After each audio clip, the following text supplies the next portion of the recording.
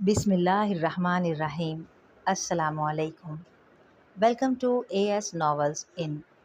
کیسے ہیں آپ سب؟ امید ہے خیریت سے ہوں گے۔ پیش خدمت ہے ناول آب حیات کی قسط نمبر 8۔ حبیب صاحب کی بیوی نے کئی چکر لگائے میرے گھر کے، ہر بار کچھ نہ کچھ لے کر آتی تھی آمنہ کے لیے۔ کہتی تھی ہمیں جہیز نہیں چاہیے، بس آمنہ کا رشتہ دے دیں۔ کہتی کیا تھی بلکہ منتیں کرتی تھیں۔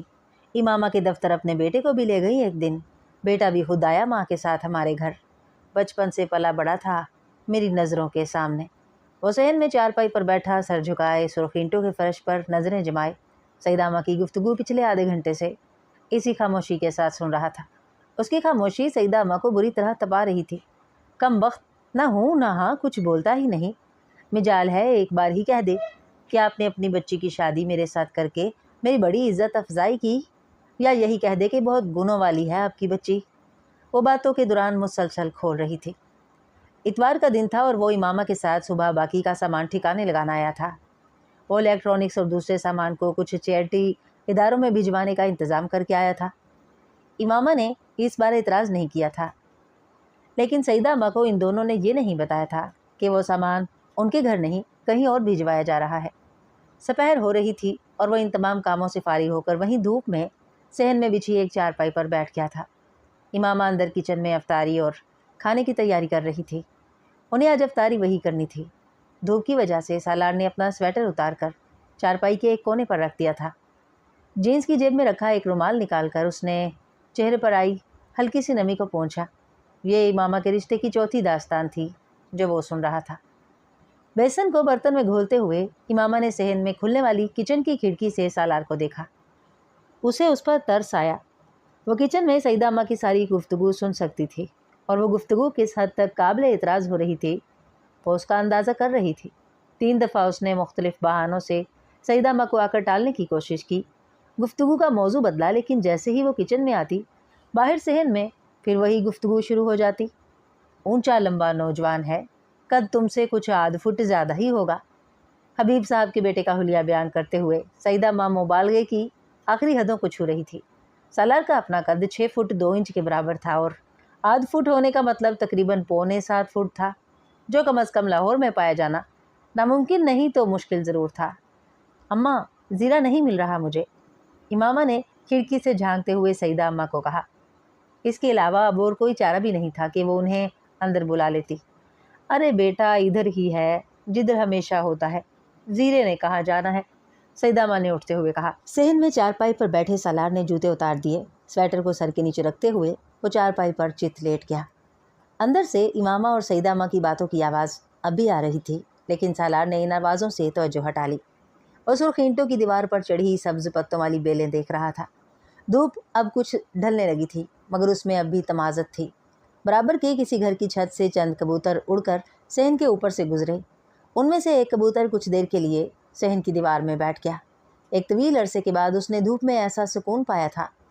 دھوپ میں سکون نہیں تھا، زندگی میں سکون تھا۔ اس نے آنکھیں بند کی، پھر چند لمحوں کے بعد چونک کر آنکھیں کھول لیں۔ وہ بڑے غیر محسوس انداز میں اس کے سر کے نیچے ایک تکیہ رکھنے کی کوشش کر رہی تھی۔ اسی آنکھیں کھولتے دیکھ کر اس نے کچھ معذرت خواہانہ انداز میں کہا، گردن تھک جاتی اس طرح تمہاری۔ اس نے سالار کا سویٹر نکالتے ہوئے کہا۔ سالار نے کچھ کہے بغیر تکیہ سر کے نیچے لے لیا۔ وہ اس کا سویٹر تہہ کرتے ہوئے اپنے بازو پر ڈالتے اندر چلی گئی۔ ایسی ناز برداری کا کہاں سوچا تھا اس نے، اور وہ ایسی ناز برداری چاہتا بھی کہاں تھا اس سے۔ ساتھ کی خواہش تھی، وہ مل گیا تھا۔ کچھ اور ملتا نہ ملتا، اس نے دوبارہ آنکھیں بند کر لیں۔ خون کہاں سے نکل رہا تھا وہ اندازہ نہیں کر سکا، لیکن اس کے ہاتھوں پر خون لگا ہوا تھا۔ وہ ہتھیلیوں کو تکلیف اور خوف کے عالم میں دیکھ رہا تھا۔ پھر اس نے جھک کر اپنے سفید لباس کو دیکھا۔ اس کا لباس بے داغ تھا، پھر ہاتھوں پر لگا ہوا خون اور جسم میں ہونے والی یہ تکلیف وہ سمجھ نہیں پا رہا تھا۔ اس کی ہتھیلیوں سے خون کے چند قطرے اس کے سفید قمیص کے دامن پر گرے۔ سالار، عصر کا وقت ہو رہا ہے، نماز پڑھ لو۔ وہ ہڑبڑا کر اٹھا تھا۔ امامہ اس کے پاس کھڑی اس کا کندھا ہلاتے ہوئے اسے جگا رہی تھی۔ سالار نے چاروں طرف دیکھا، پھر اپنے دونوں ہاتھوں کو۔ اس کی ہتھیلیاں صاف تھیں، اس کا سانس بے ترتیب تھا۔ امامہ اس کا کندھا ہلا کر چلی گئی تھی۔ سالار اٹھ کر بیٹھ گیا۔ وہ خواب تھا جو وہ دیکھ رہا تھا، چارپائی پر بیٹھے اس نے خواب کو یاد کرتے ہوئے کچھ آیات کی تلاوت شروع کی۔ وہ بہت عرصے کے بعد کوئی ڈراؤنا خواب دیکھ رہا تھا۔ صحن کی دھوپ اب ڈھل چکی تھی۔ اس نے بے اختیار اپنی گھڑی پر وقت دیکھا۔ عصر کی جماعت کا وقت نکل چکا تھا۔ اسے اب گھر میں ہی نماز پڑھنی تھی۔ اپنی جرابیں اتارتے ہوئے بھی وہ خواب کے بارے میں ہی سوچ رہا تھا اور پریشان ہوتا رہا۔ امامہ تب تک اس کا سویٹر اور وضو کرنے کے لیے اندر سے چپل لے آئی تھی۔ طبیعت ٹھیک ہے تمہاری؟ اسے سویٹر دیتے ہوئے امامہ نے پہلی بار اس کے چہرے کو غور سے دیکھا۔ اس کا چہرہ اسے کچھ سرخ لگا تھا۔ اس نے سالار کی پیشانی پر ہاتھ رکھ کر اس کا ٹمپریچر چیک کیا۔ بخار نہیں ہے، دھوپ میں سونے کی وجہ سے لگا ہوگا۔ سالار نے سویٹر پہنتے ہوئے اس سے کہا۔ امامہ کو وہ کسی گہری سوچ میں لگا۔ باب دوم، بیت العنکبوت۔ وہ اس ہفتے پھر اسے اپنے ساتھ کراچی لے کر گیا، لیکن اس بار وہ رات کی فلائٹ سے واپس آ گئے تھے۔ پہلے کی طرح اس بار وہ اسی ہوٹل میں رہے۔ سالار اپنے آفس میں مصروف رہا جبکہ وہ انیتا کے ساتھ گھومتی پھرتی رہی۔ سالار سے اس کی دوبارہ ملاقات اسی طرح رات فلائٹ سے پہلے ہوئی تھی۔ وہ کچھ چپ تھی۔ سالار نے نوٹس کیا تھا، مگر اس کے ساتھ اس فلائٹ میں اس کے بینک کے کچھ غیر ملکی عہدے داران بھی سفر کر رہے تھے۔ وہ لاؤنج میں ان کے ساتھ مصروف رہا۔ فلائٹ میں بھی وہ سیٹ بدل کر ان کے پاس چلا گیا۔ امامہ سے اس کو بات کرنے کا موقع ایئرپورٹ سے واپسی پر ملا تھا۔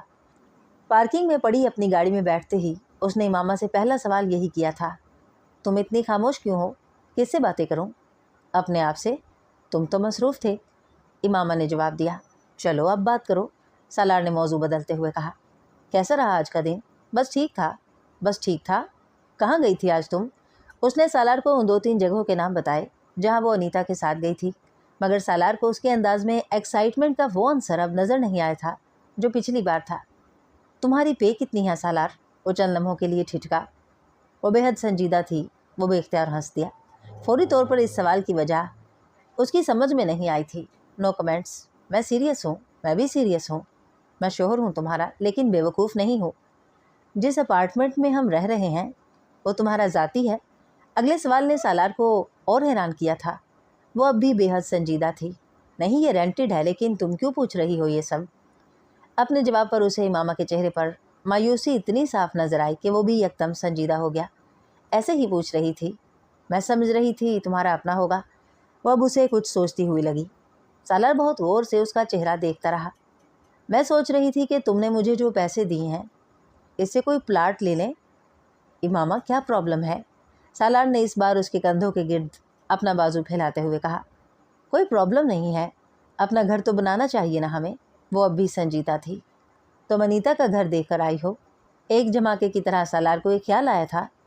انیتا کچھ عرصے تک اپنے نئے گھر میں شفٹ ہونے والی تھی اور ان دنوں اس کے گھر کا انٹیریئر ہو رہا تھا۔ ہاں، امامہ نے سر ہلایا۔ سالار نے گہرا سانس لیا۔ اس کا اندازہ ٹھیک نکلا تھا۔ بہت اچھا گھر ہے نا اس کا؟ وہ اب سالار سے کہہ رہی تھی۔ اس کے لہجے میں بے حد اشتیاق تھا۔ ہاں اچھا ہے، سالار نے ہاتھ ہٹاتے ہوئے کہا۔ 4 کنال پر محیط انیتا کے گھر کو کراچی کے ایک معروف آرکیٹیکچر نے ڈیزائن کیا تھا۔ اس کے برے ہونے کا تو سوال ہی پیدا نہیں ہوتا تھا۔ تم نے سوئمنگ پول کی بورڈ دیکھی ہے؟ نہیں، میں نے کافی مہینوں پہلے اس کا گھر دیکھا تھا، تب انٹیریئر شروع نہیں ہوا تھا۔ ویسے سوئمنگ پول میں بورڈ کا کیا کام؟ اصلی والی نہیں ہے، چھوٹی سی ہے، لکڑی کی لگتی ہے لیکن کسی اور مٹیریل کی ہے۔ اس پر ایک چھوٹی سی ونڈ مل ہے اور وہ ہوا سے اس سارے سوئمنگ پول میں حرکت کرتی رہتی ہے۔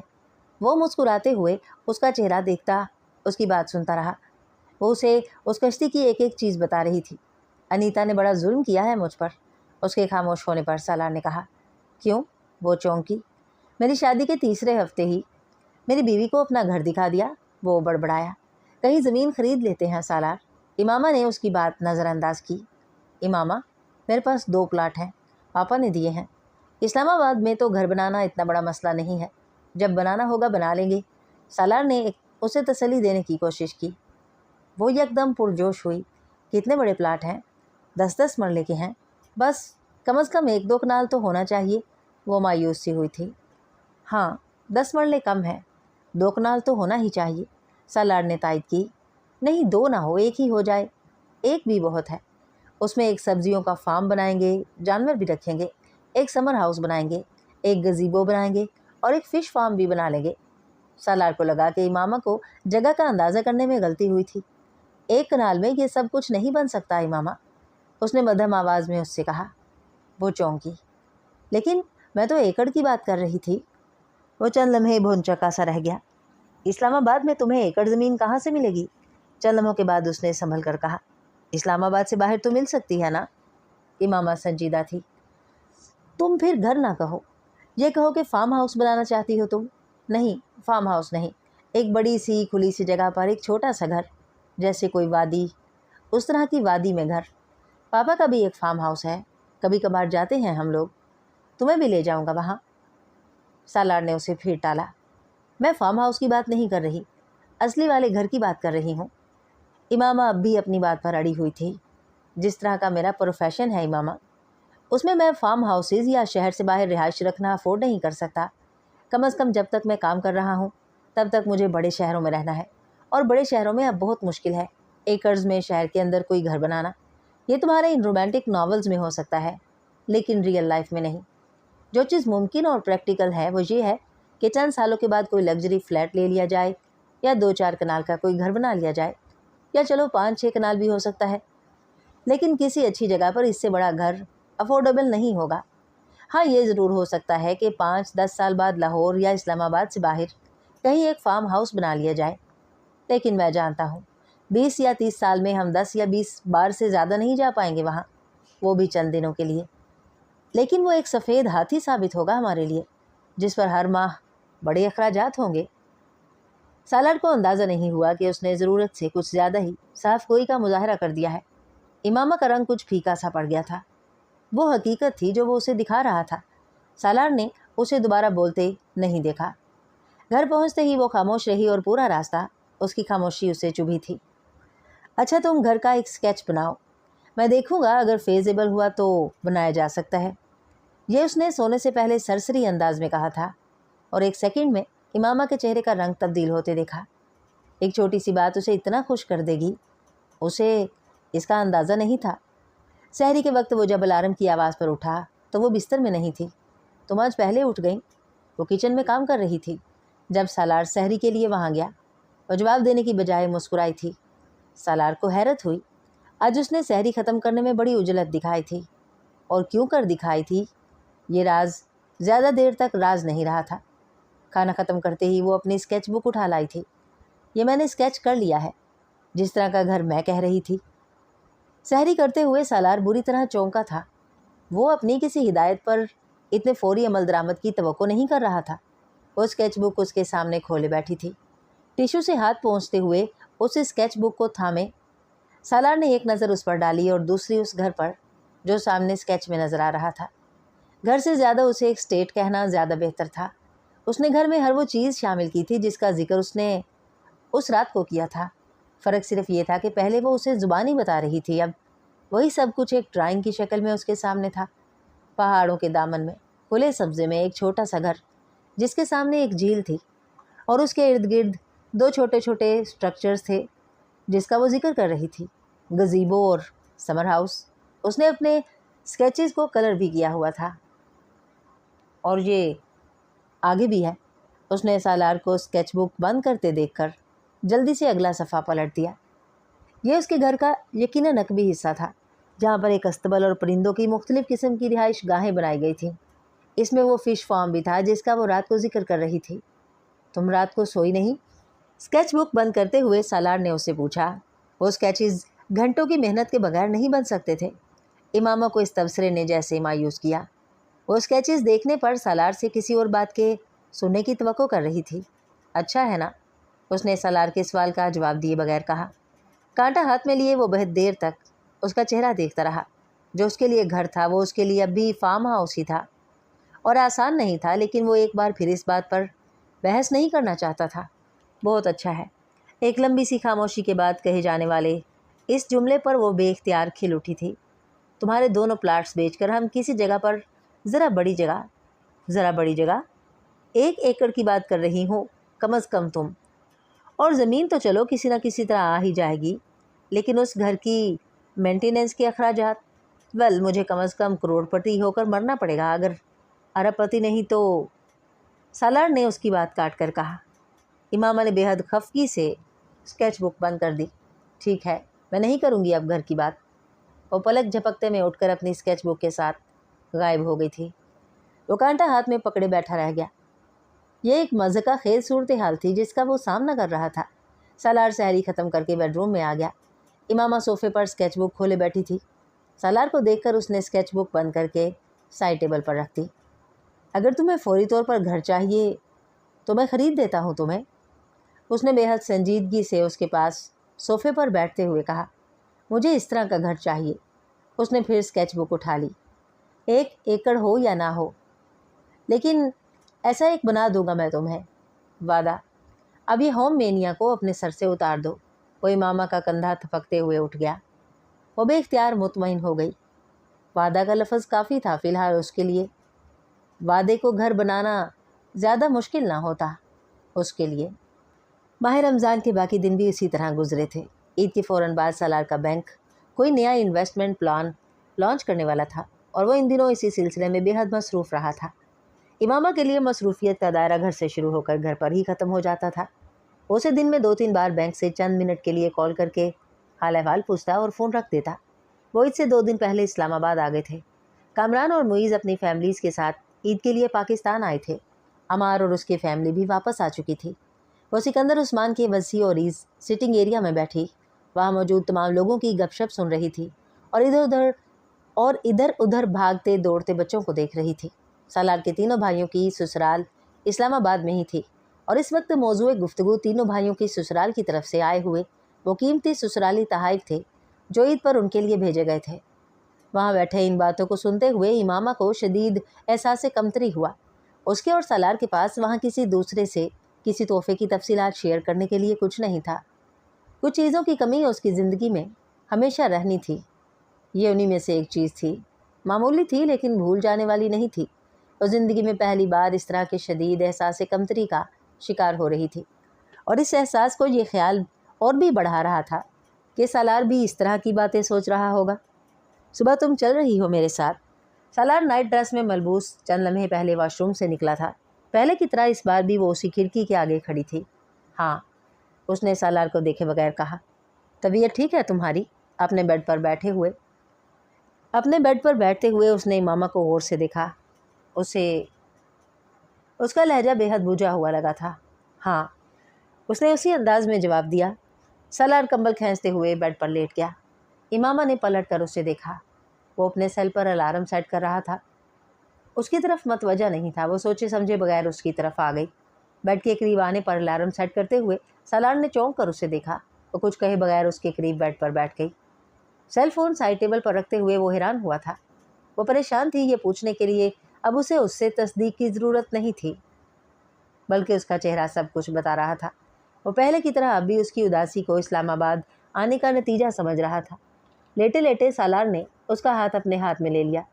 वो उसके हाथ की गिरफ्त में अपने हाथ को देखती रही। फिर उसने नज़रें उठाकर सालार को देखा। तुम्हें मुझसे शादी नहीं करनी चाहिए थी। वो चंद लम्हों के लिए भौंचक्का सा रह गया था। फिर किससे शादी करनी चाहिए थी? वो हैरान हुआ। किसी से भी, मेरे अलावा किसी से भी। अच्छा मशवरा है लेकिन देर से मिला है। उसने बात मजाक में उड़ाने की कोशिश की। इमामा ने हाथ छुड़ा लिया। तुम पछता रहे हो ना अब? वो उठ कर बैठ गया। मैं क्यों पछताऊँगा? वो संजीदा हो गया था। तुम्हें पता होगा। उसने उठने की कोशिश की तो सालार ने उसे रोका। नहीं, मुझे नहीं पता, तुम बता दो। वो वाकई हैरत ज़दा था। तुम्हारा भी दिल चाहता होगा कि कोई तुम्हें भी कपड़े दे, तहाइफ दे, और वो बात मुकम्मल नहीं कर सकी। उसकी आवाज़ पहले भर आई, फिर उसकी आंखों से आंसू टपकने लगे थे। वह हक्का बक्का उसका चेहरा देख रहा था। जो बात उसके वहमो गुमान में भी नहीं थी, वो उसके लिए एहसास से जुर्म बन रही थी। मेरे खुदाया, इमामा तुम क्या क्या सोचती रहती हो? वो वाकई शशदर था। वो अपनी आंखों को रगड़ कर साफ करने की कोशिश करती हुई बुरी तरह नाकाम हो रही थी। आंखें आंसू बहाना जानती हैं, आंसुओं को रोकना नहीं जानती। बस तुम्हें मुझसे शादी नहीं करनी चाहिए थी।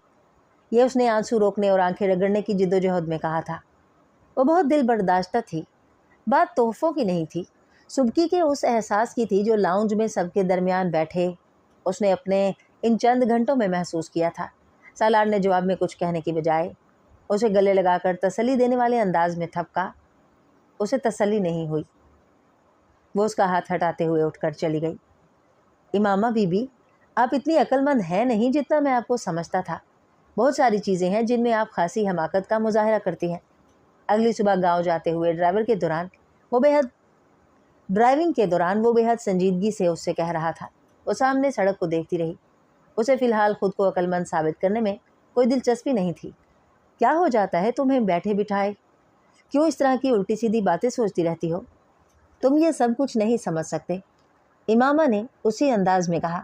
ہاں ہو سکتا ہے، لیکن تم بھی یہ بات سمجھ لو کہ کچھ چیزیں تم نہیں بدل سکتی، تمہیں انہیں قبول کرنا ہے۔ کیا تو ہے، تو پھر اتنا رونا کیوں؟ سب نے محسوس کیا ہوگا کہ میری فیملی نے… اس نے رنجیدہ ہوتے ہوئے بات ادھوری چھوڑ دی۔ تم سے کسی نے کچھ کہا؟ نہیں۔ تو پھر؟ کہا نہیں، پھر بھی دل میں تو انہوں نے سوچا ہوگا۔ تم ان کے دلوں تک مت جاؤ۔ جو بات میں کہہ رہا ہوں تم صرف وہ سنو۔ سالار نے اس کی بات کاٹ کر کہا، یہ بے معنی چیزیں ہیں۔ ایک نارمل ارینج میرج ہوتی تو بھی سسرال سے کوئی تحائف لینا پسند نہ کرتا۔ میں جن کسٹمز کو پسند نہیں کرتا ان کی وجہ سے کوئی حسرت اور پچھتاوے بھی نہیں ہیں مجھے۔ تم سے زیادہ قیمتی کوئی گفٹ ہو سکتا ہے میرے لیے؟ وہ اسے اب بڑی رسانیت سے سمجھانے کی کوشش کر رہا تھا۔ اسے یقین تھا کہ وہ اس کی بات سے متاثر نہیں ہو رہی ہوگی۔ وہ یہ بھی جانتا تھا اس کے لیے بھی بات تحائف کی نہیں تھی، اس احساس سے محرومی کی تھی جو اسے ہو رہا تھا اور جس کے لیے فی الحال وہ کچھ نہیں کر سکتا تھا۔ اس نے امامہ سے مزید کچھ نہیں کہا تھا۔ اس وسیع اور اس کمپاؤنڈ اور اس کے اندر موجود چھوٹی بڑی عمارتوں نے چند لمحوں کے لیے امامہ کو حیران کر دیا تھا۔ اس نے سالار سے اس اسکول اور دوسرے پروجیکٹس کے بارے میں سرسری سا تذکرہ سنا تھا، لیکن اسے یہ اندازہ نہیں تھا کہ یہ کام اتنا منظم اور اس سطح پر ہو رہا ہے۔ کمپاؤنڈ میں آج صرف ڈسپینسری کھلی تھی اور اس وقت بھی وہاں مریضوں کی ایک خاصی تعداد موجود تھی۔ باقی عمارتوں میں لوگ نظر نہیں آ رہے تھے۔ یہ عید کی تعطیلات تھی۔ سالار کی گاڑی کو کمپاؤنڈ میں داخل ہوتے دیکھ کر کچھ دیر کے لیے کمپاؤنڈ میں ہلچل سی مچی تھی۔ کیئر ٹیکر اسٹاف یکدم الرٹ ہو گیا تھا۔ وہاں کام کرنے والے افراد کی اکثریت آج چھٹی پر تھی اور جو وہاں موجود تھے انہوں نے کمپاؤنڈ کے آخری کونے میں انیکسی کے سامنے گاڑی رکنے کے بعد سالار کے ساتھ گاڑی سے نکلنے والی چادر میں ملبوس اس لڑکی کو بڑی دلچسپی سے دیکھا تھا۔ انیکسی کا چوکیدار وہ پہلا آدمی تھا جسے سالار نے اپنی بیوی سے متعارف کراتے ہوئے اپنی شادی کے بارے میں مطلع کیا تھا، اور ایسا کرتے ہوئے سالار جانتا تھا کہ جب تک وہ عمارت کے دوسرے حصوں کی طرف جائیں گے تب تک اس کی شادی کی خبر ہر طرف پھیل چکی ہوگی۔ انیکسی کے سامنے موجود لان سے گزرتے ہوئے امامہ نے بڑی دلچسپی سے اپنے قرب و جوار میں نظر دوڑائی۔ وہ انیکسی مرکزی عمارت سے بہت فاصلے پر تھی اور وہاں بیٹھے ہوئے شاید عام دنوں میں بھی دوسری عمارتوں کے شور سے بچا جا سکتا تھا۔ ایک چھوٹی سی باڑ کے ساتھ لان اور انیکسی کی حد بندی کی گئی تھی۔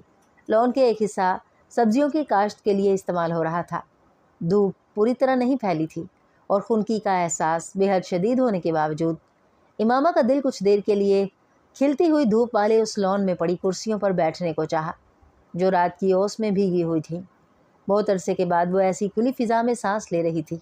کچھ دیر کے لیے اداسی کی ہر کیفیت کو اس نے غائب ہوتے محسوس کیا۔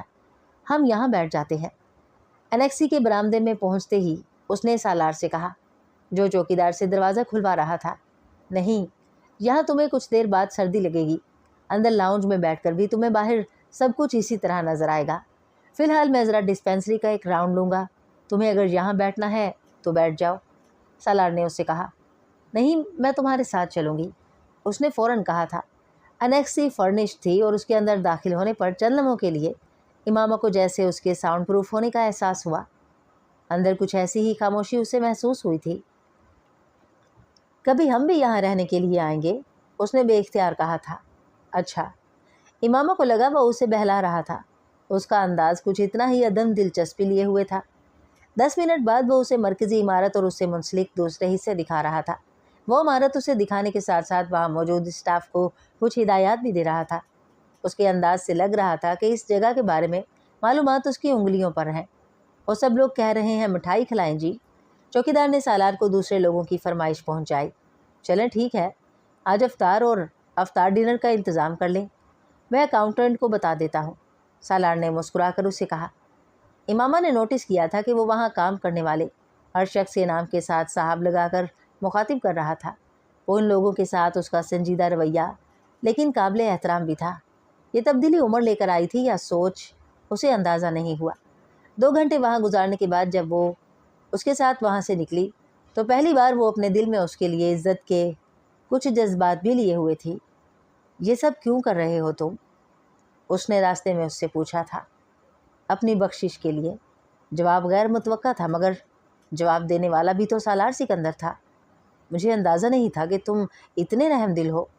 चंद लम्हे खामोश रहकर इमामा ने उससे कहा, नहीं, रहमदिल नहीं हो, ना तरस खाकर किसी के लिए कुछ कर रहा हूँ, जिम्मेदारी समझ कर रहा हूँ।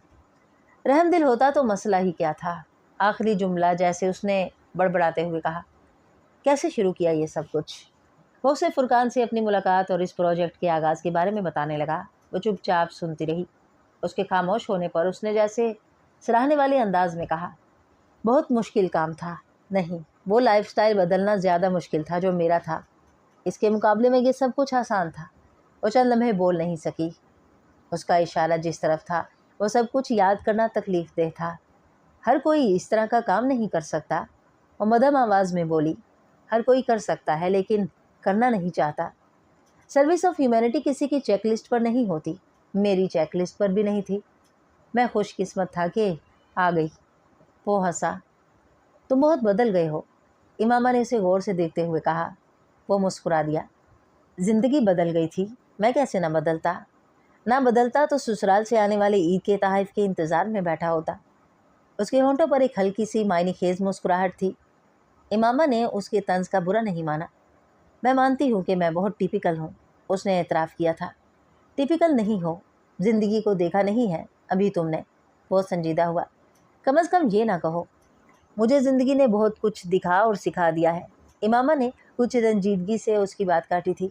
मसलन क्या? सालार ने उससे पूछा। क्या नहीं सिखाया ज़िंदगी ने? गिनवा नहीं सकती मैं। बहुत सबक सिखाए हैं ज़िंदगी ने मुझे। सबक सिखाए होंगे, गुर नहीं। इमामा ने चौंक कर उसका चेहरा देखा। वो अजीब से अंदाज में मुस्कुराया था। वो सीधी बातें कभी भी नहीं करता था, लेकिन वो ऐसी टेढ़ी बातें करने वालों में से भी नहीं था। अच्छा लग रहा हूँ क्या? सड़क पर नज़र जमाए गाड़ी ड्राइव करते हुए वो उससे पूछ रहा था। क्या? वो उसे देखते ही बुरी तरह गड़बड़ाई। तो मुझे देख रही हो इसलिए पूछ रहा हूँ। इमामा ने हैरानी से उसका चेहरा देखा, फिर बेख्तियार हंस पड़ी। इस शख्स में कोई ऐसी बात थी जो समझ में नहीं आती थी।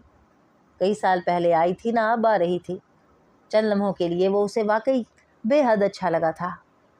ईद के चांद का ऐलान इशा से कुछ देर पहले हुआ था और इस ऐलान के फ़ौरन बाद सिकंदर ने उन दोनों को 1-2 घंटे के अंदर अंदर अपनी शॉपिंग मुकम्मल करके वापस आने के लिए कहा था। उनका ख्याल था चंद घंटों के बाद की निस्बत उस वक्त शॉपिंग करना उन दोनों के लिए ज़्यादा महफूज रहेगा। उन्होंने शॉपिंग नहीं की थी, बल्कि एक रेस्टोरेंट से डिनर किया। उसके बाद मेहंदी लगवाकर और चूड़ियाँ खरीद कर वो वापस आ गई थी। सालार कम अज़ कम आज रात वाकई मोहतात था और सिकंदर की हिदायत को नज़रअंदाज नहीं कर रहा था, क्योंकि इमामा के घर में मुसलसल गाड़ियों का आना जाना लगा था और वो लोग भी उन्हीं मार्केट्स में जाते थे जहाँ पर सालार की फैमिली होती थी। 10:30 बजे के करीब वो घर पर थे और इस वक्त घर पर कोई नहीं था। सिकंदर तैयबा के साथ अपने भाई के घर पर थे और बाकी सब लोग अपनी फैमिलीज़ के साथ बाहर निकले हुए थे। सालार पिछले 2 घंटे से मुसलसल मुख्तलिफ फ़ोन कॉल्स सुन रहा था। ये सिलसिला घर आने तक जारी रहा। इमामा बेजार होने लगी थी। उसने खुद घर से निकलने से पहले डॉक्टर सिब्ते अली, उनकी बेटियों और सईदा अम्मा को कॉल की थी और उसके बाद उनकी कॉल्स आना बंद हो गई थी। सालार ने अलबत्ता फुरकान और अनीता से बात करते हुए उसकी बात भी उन लोगों से करवाई थी। चलो कॉफ़ी बनाते हैं और फिर फ़िल्म देखते हैं। सालार ने बिलाखिर उसकी बेजारी को महसूस कर लिया था। मैं हाथ धो लूँ? इमामा ने हाथों पर लगी मेहंदी को देखते हुए कहा। नहीं, मैं बनाऊँगा कॉफ़ी, बस तुम मेरे साथ किचन में आ जाओ। तुम बना लोगे? बहुत अच्छी। उसने अपना सेल ऑफ करते हुए टेबल पर रखा। मेहंदी लगे हुए दोनों हाथ किचन की टेबल पर कोहनियाँ अटकाए वो उसे कॉफ़ी बनाते हुए देखती रही। किचन में लगे ब्लैक करंट और चॉकलेट फज केक के 2 टुकड़े लेकर वो कॉफ़ी ट्रे में रखने लगा तो इमामा ने कहा, कुछ फ़ायदा हुआ मेरा किचन में आने का? हाँ, तुमने मुझे कंपनी दी। उसने ट्रे उठाकर उसके साथ किचन से बाहर निकलते हुए कहा, तुम अकेले भी बना सकते थे, ख्वामख्वाह मुझे साथ लाए। ये बड़ी चीप बात है। तुम्हें देखते हुए बहुत अच्छी बनी है। वो उसकी बात पर हंसी। ये बड़ी चीप बात है और रियली वो तुम्हारे रोमांटिक नॉवेल्स में भी तो हीरो ऐसे ही बातें करता है। उसने इमामा के चेहरे पर गायब होती हुई मुस्कुराहट को देखकर फ़ौरन अपने जुमले की तस्हीह की। تم میری بکس کی بات کیوں کرتے ہو؟ وہ بگڑی۔ Okay okay sorry. سالار نے ساتھ چلتے ہوئے ٹرے سے ایک ہاتھ ہٹا کر اس کے گرد ایک لمحے کے لیے حمائل کیا۔ کون سی موویز لی تھی تم نے؟ بیڈ روم میں آ کر امامہ نے صوفے پر بیٹھتے ہوئے اس سے پوچھا۔ سالار نے مارکیٹ سے آتے ہوئے ایک مووی شاپ سے کچھ سی ڈیز لی تھیں۔ سی ڈی پلیئر پر مووی لگاتے ہوئے سالار نے ان موویز کے نام دہرائے۔ ریموٹ کنٹرول پکڑے وہ بیڈ پر کمبل اٹھا کر خود ہی صوفے پر آ گیا تھا۔ اس کی اور اپنی ٹانگوں پر کمبل پھیلا کر اس نے کارنر ٹیبل پر پڑا کافی کا مگ اٹھا کر امامہ کی طرف بڑھایا۔ تم پیو، پکڑنے کی ضرورت نہیں ہے۔ اس نے امامہ کو مہندی والے ہاتھوں سے مگ پکڑنے کی کوشش سے روکا۔